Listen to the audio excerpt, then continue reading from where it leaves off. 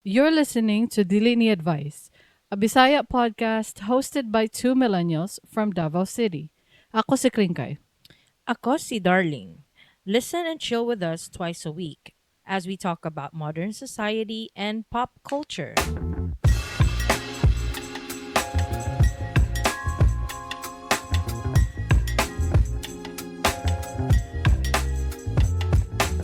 Welcome to another episode of Sugilanon, Ordinary People, Extraordinary Stories.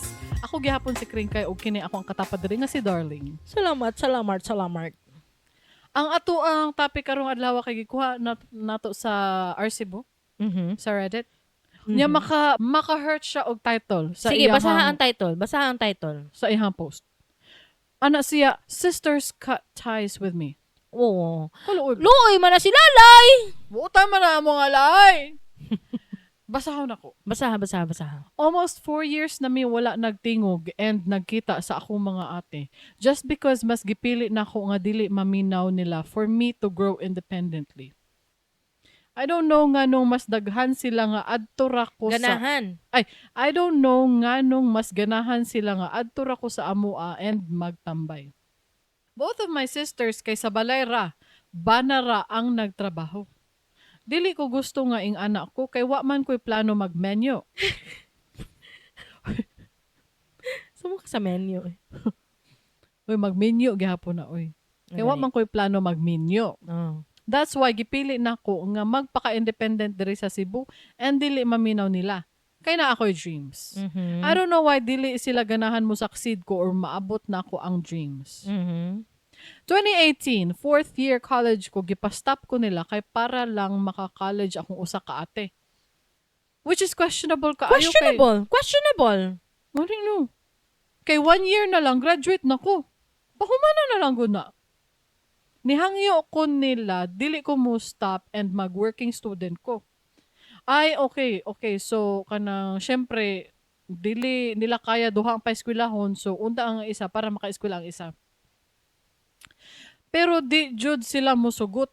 Pabalikon ra daw ko nila after 2 years pero ni-graduate na lang akong ate. Wala na jud ko kabalik eskwela. Ay, hala ni giveaway gidi ay siya. Oh, long standing story din no kay 2 years, 1 year. Gana daw. Sige, go. Now, akong mama, gimingaw na jud nako. Gusto siya mo bakasyon ko this month sa amoa. Problem is, na akong usa ka sister nag-ipon sa ilang mama.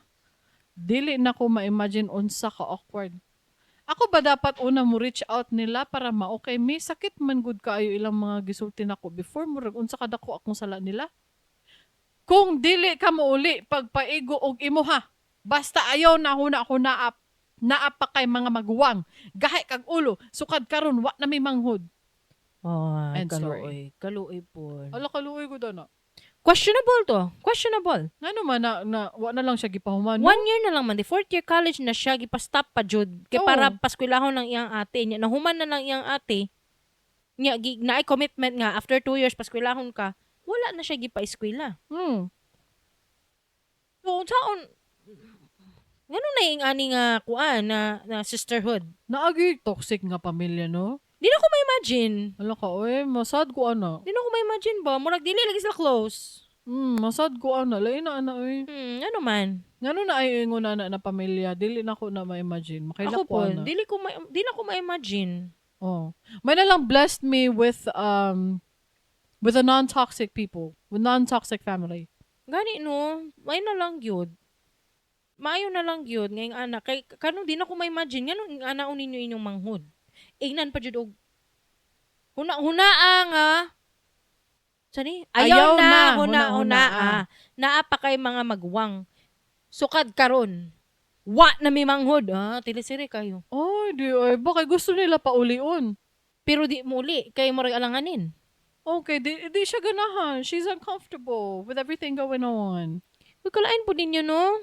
Pero daghan tag wala nahibalaan diri. One side of the story lang man eh. One side naman ni of the story. Pero sa kini nga side na atong nadunggan, kaluoy pod niya wa na lang gyud siya gipahuman.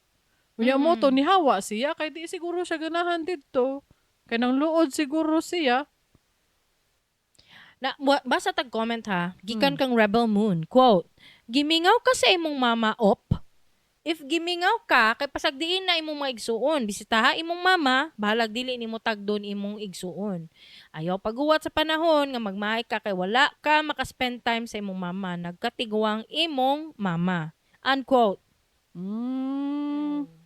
Bitaw no, namingaw siya sa iyang mama. Ana pa si Op, mingaw kaayo bisag everyday video call. Naga-video call siya sa iyang mama everyday.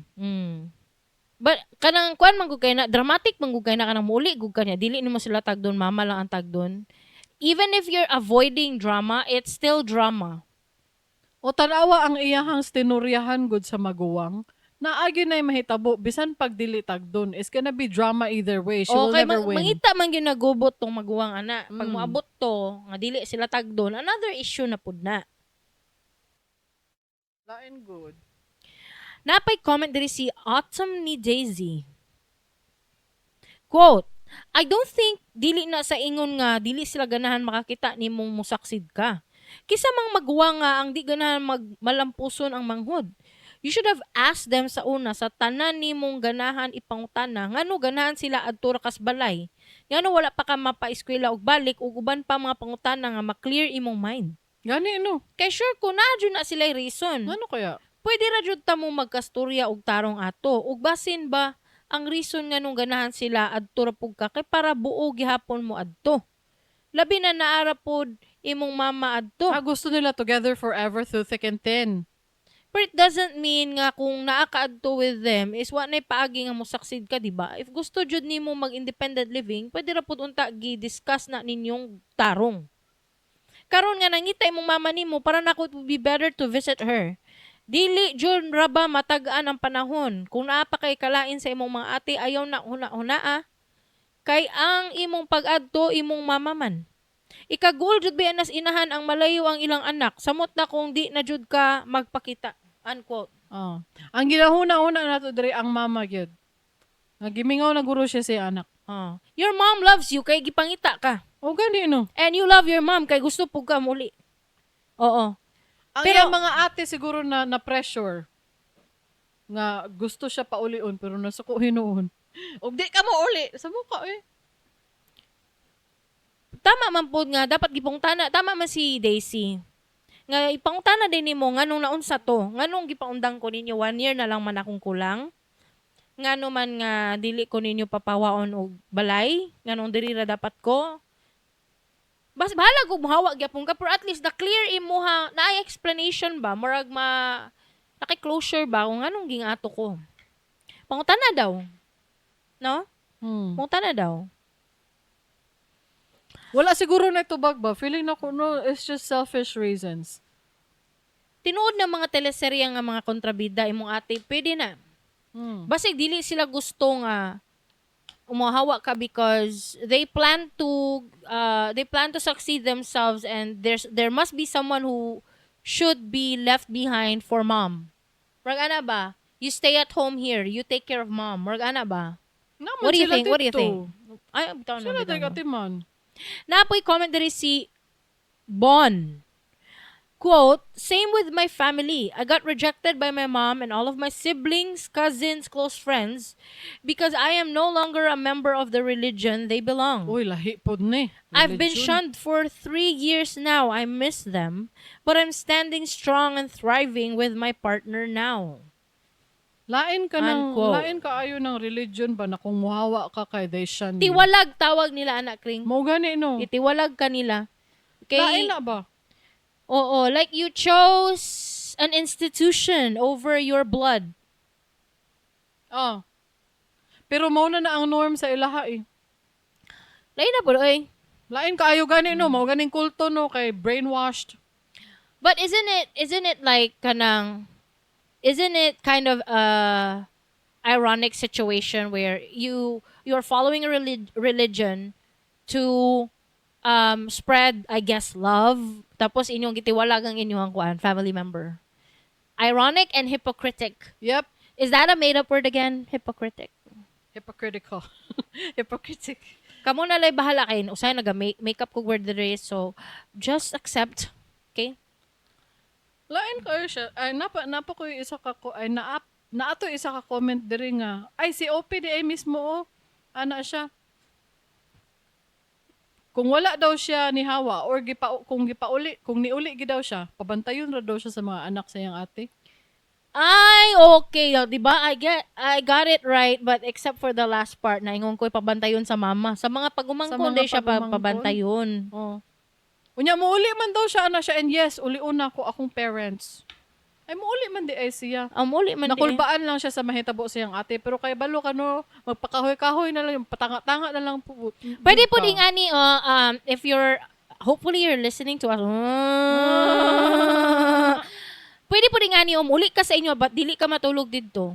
Oh, gani no. Oh, I'm sure you have a job, I'm sure you have money, then rent a room sa hotel or sa Airbnb to stay there. But you can visit your mom, you can visit your dad, or meet them in the hotel that you're staying in. Magkita mo sa restaurant or whatever. Pero ayaw nag-ato sa balay ninyo. Pwede na siya. Pwede. Pwede. Ala, gwapo ka og suggestion. Oy, capital OP paminaw, ang darling. Oh, how'd kay ko na? Dili me advice. Welcome to another episode of Dili Ni Advice. Diri sa dili me advice, dili me mo advice. Dili me advice. Uy, kusukeng ulan. I hope you can not hear it.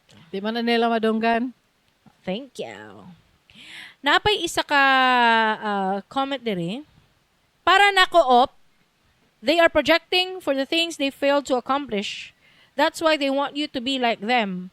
Para nako, no need ka mag-worry sa imong pag-visit. Imo igsuon, nakipuyo ra naman na sa imong parents. So basically, you have equal rights. Napod siya point, balay man na, di naman na balay sa imong ate ang balay. Balay man na sa imong parents. Oh. So you have every right to step in, enter that door, step in, and savor the sofa. Because that's not hers. That's your mother's. Pero kung dili man siya confrontational na tao, I don't think. Kay kulbaan na gani siya, no? Mm-hmm. So, dili lang gyud siya gusto makahalubilo ang iyang mga igsuon feeling nako. So, gwapo to akong advice. Na Magkita lang mo. magkita lang mo somewhere. Di ka matulog dito. Di ka matulog dito sa inyong balay. Pwede po ka maadto dito kung isugyog ka. Adto ka dito pero mag-expect yung kag drama. Because once you show up and you don't tagad-tagad them, don't give them attention, don't talk to them, they will make an issue again. I know that for a fact. Bisan pag Trust mo me. say hi ka, they will make an issue. Bisan pag mo bisita ka, no, unya makikita lang ka sa imong parents sa restaurant o unsa ba, they will make an issue. They will make an issue no matter what you do. Gani, no? Napabay comments diya. Wala na. That's all. That's all, folks. That's all, folks. Thank you so much. Magbisa Academy na ta. Mr. Academy. Best Academy is when we teach you a Bisaya word or phrase. The word or phrase is ikog. Maikog or naikog. There are two meanings. Ang first meaning sa ikog, the root word ikog. Ay, ikog. Ang ikog means tail. Oh. It literally means tail or buntot sa Tagalog. Ikog sa Bisaya. Brag ikog sa iro. Ikog sa dog. Tail of the dog. An animal's... Bunny's tail, bunny's ikog. An animal's back appendage. But there's another meaning. Ikog means referring to someone who doesn't want to inconvenience other people. Ay, opo, no. So, it doesn't really apply to the Sugilanon that we just discussed. Yeah, but that's all right. Example sentence. Ali, mamahaw ta. Maikog man ko, uy. Daghan ra ba ka ginapakaon? Maikog siya. Oo. Another sentence daw. Ing na ang waiter dito nga wala patay kutsarag tinidor.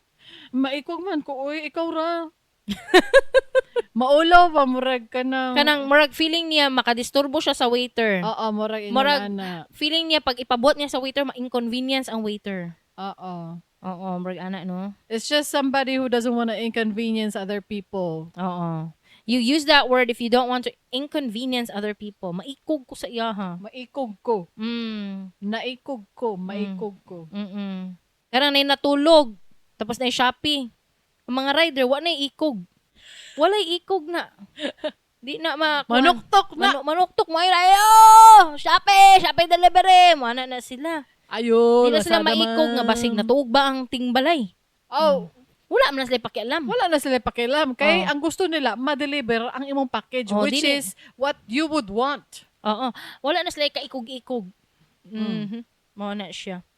Oh, very nice. Outro. Kung nalingaw mo, please consider sharing this episode with your friends. Nya pag-subscribe para ma-notify mo sa mga latest episodes. I-search lang sa imong paboritong podcast app, Dili Ni Advice. Ug basing na mo yung mga letters or concerns or problems na inyong inyong mga na-experience sa inyong kinabuhi, pwede mo mag-send sa inyong letter or story. And to submit your stories or to advertise or sponsor our show, go to diliniadvice.com. So that's DILINIADVICE.com. Nya to guys. See you next time. Bye. Luoy man na si Lalay!